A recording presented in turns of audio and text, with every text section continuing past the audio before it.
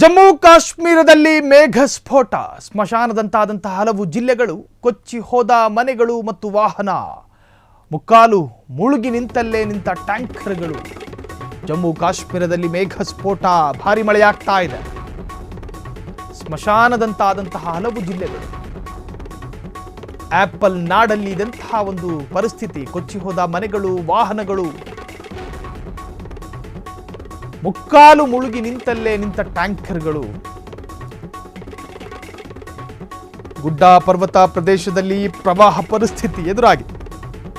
ಪರ್ವತ ಶ್ರೇಣಿ ಜಮ್ಮು ಕಾಶ್ಮೀರ. ತಾತ್ಕಾಲಿಕ ಸೇತುವೆ ನಿರ್ಮಿಸಿ ಜನರ ಸ್ಥಳಾಂತರವನ್ನು ಮಾಡಲಾಗ್ತಾ ಇದೆ. ಪ್ರಕೃತಿ ವಿಕೋಪ. ರಿಯಾಸಿ ಜಿಲ್ಲೆಯಲ್ಲಿ ಸಿಡಿಲು ಬಡಿದು ಭಾರೀ ಸಾವು ನೋವುಗಳು ಸಂಭವಿಸಿದೆ. ಜಮ್ಮು ಕಾಶ್ಮೀರದಲ್ಲಿ ಭಾರೀ ಮೇಘ ಸ್ಫೋಟ. ಇಬ್ಬರು ವ್ಯಕ್ತಿಗಳು, ಸುಮಾರು 40 ಕುರಿಗಳು ಸಾವನ್ನಪ್ಪಿದೆ. ರಾಜೌರಿ ಮತ್ತು ಪೂಂಚ್ ಜಿಲ್ಲೆಗಳಲ್ಲಿ ಆಲಿಕಲ್ಲು ಮಳೆಯಾಗಿದೆ. ಭಾರೀ ಆಲಿಕಲ್ಲು. ಬಿರುಗಾಳಿ ಮಳೆಗೆ ಬೆಳೆಗಳು, ಹಣ್ಣಿನ ಮರಗಳಿಗೆ ಹಾನಿಯಾಗಿದೆ. ಶ್ರೀನಗರದಲ್ಲಿ ಮರಗಳು ಬಿದ್ದು ಸೆಕ್ಯೂರಿಟಿ ಸ್ಥಿತಿ ಗಂಭೀರ. ರಾಂಬನ್ನಲ್ಲಿ ಪ್ರವಾಹಕ್ಕೆ ಸಿಲುಕಿ ಆಟಿಕೆಯಂತಾದ ವಾಹನಗಳು. ಮಕ್ಕಳ ಆಟ ಸಾಮಾನು ಕೊಚ್ಕೊಂಡು ಹೋದಂಗೆ ಹೋಗ್ತಾ ಇದೆ. ಕೆಸರುಗದ್ದೆಯಂತಾದ ರಸ್ತೆಗಳು, ಜನಜೀವನ ಅಸ್ತವ್ಯಸ್ತ, ಜನ ಕಂಗಾಲು. ಭಾರತದ ತುತ್ತ ತುದಿ ಆಪಲ್ ನಗರ ಜಮ್ಮು ಕಾಶ್ಮೀರದಲ್ಲಿ ಮೇಘ ಸ್ಫೋಟ. ನೋಡ್ತಾ ಇದ್ದ ಹಾಗೆ ಜನ ಸಾವನ್ನಪ್ತಾ ಇದ್ದಾರೆ. ನೀವು ದೃಶ್ಯವನ್ನು ಗಮನಿಸ್ತಾ ಇದ್ದೀರಿ. ಫ್ರೀಡಂ ಟಿವಿಯ ಸ್ಕ್ರೀನ್ ಮೇಲೆ ಇಬ್ಬರು ವ್ಯಕ್ತಿಗಳು, ಸುಮಾರು 40 ಕುರಿಗಳಿಗಿಂತಲೂ ಹೆಚ್ಚು ಕುರಿಗಳು ಸಾವನ್ನಪ್ಪಿದೆ. ತಾತ್ಕಾಲಿಕ ಸೇತುವೆಯನ್ನು ಬಳಸಿಕೊಂಡು ಇತ್ತಿಂದತ್ತ ಜನರನ್ನು ಸ್ಥಳಾಂತರ ಮಾಡಲಾಗ್ತಾ ಇದೆ. ಪ್ರಕೃತಿ ವಿಕೋಪ ಈ ಹಿಂದೆ ಕೇರಳದಲ್ಲಿ ಸಂಭವಿಸಿದಾಗಲೂ ಕೂಡ ಇಡೀ ದೇಶವೇ ಬೆಚ್ಚಿ ಬಿದ್ದಿತ್ತು. ಇದೆಂತಹ ಒಂದು ಪ್ರವಾಹ ಅಂತ. ನೋಡ್ತಿದ್ದ ಹಾಗೆ ಗುಡ್ಡ ಎಲ್ಲ ಕುಸಿದು ಗುಡ್ಡದ ಪಕ್ಕದಲ್ಲಿ ಕಟ್ಟಿಕೊಂಡ ಮನೆಯ ಮೇಲೆ ಬಿದ್ದು ಮನೆ ಧ್ವಂಸ ಆಗ್ತಾ ಇತ್ತು. ಮನೆಯಲ್ಲಿ ಮಲಗಿದ್ದಂತಹ ಪುಟ್ ಮಕ್ಕಳೆಲ್ಲ ಸಾವನ್ನಪ್ಪಿದ್ರು. ಸೊ ನೀವು ಗಮನಿಸ್ತಾ ಇದ್ದೀರಿ.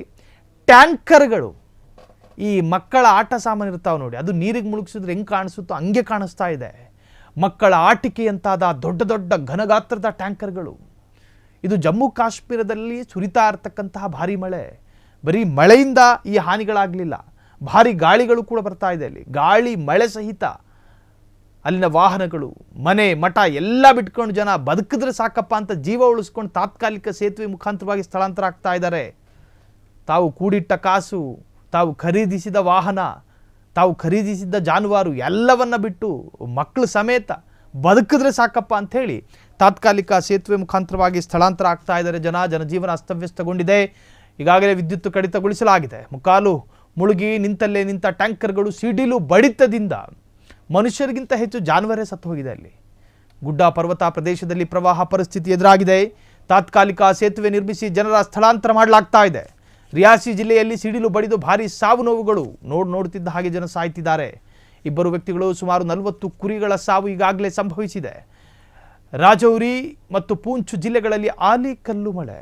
ಆಲಿಕಲ್ಲು ನಮ್ಮ ಭಾಗದಲ್ಲಿ ಬರುವಂಥ ಆಲಿಕಲ್ಲಲ್ಲ, ಅದು ಸಾಮಾನ್ಯ ಆಲಿಕಲ್ಲಲ್ಲ, ಅದು ಭಾರಿ ಗಾತ್ರದ ಆಲಿಕಲ್ಲುಗಳು ಬೀಳ್ತಾ ಇದೆ.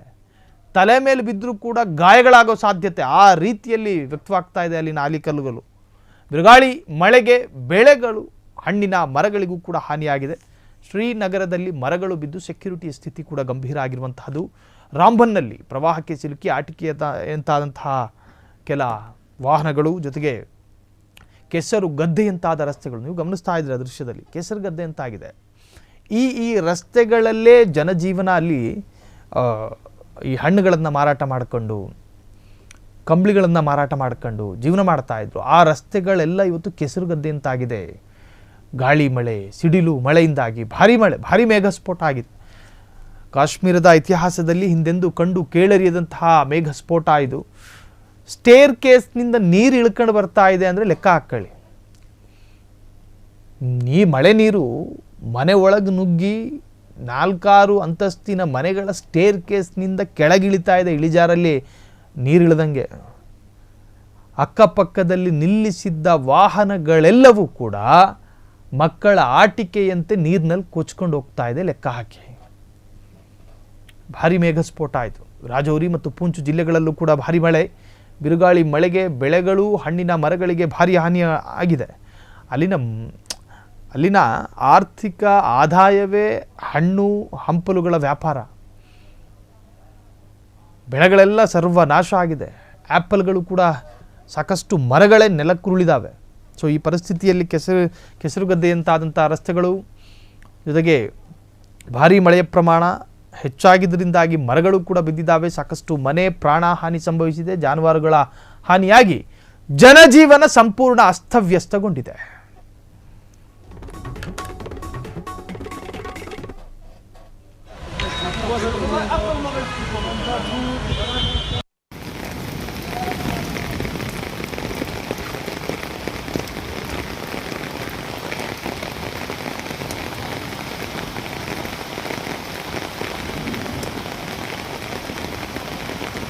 ये देखो, ये मेहता गोविंदपुरा हाल।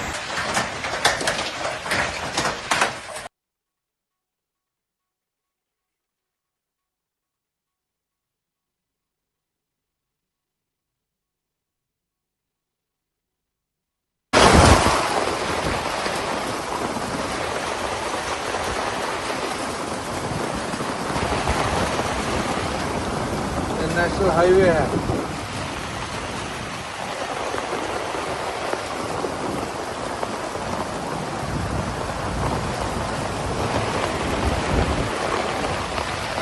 एक गाड़ी ये देखो पूरी डूब गई है, अल्लाह रहम करे।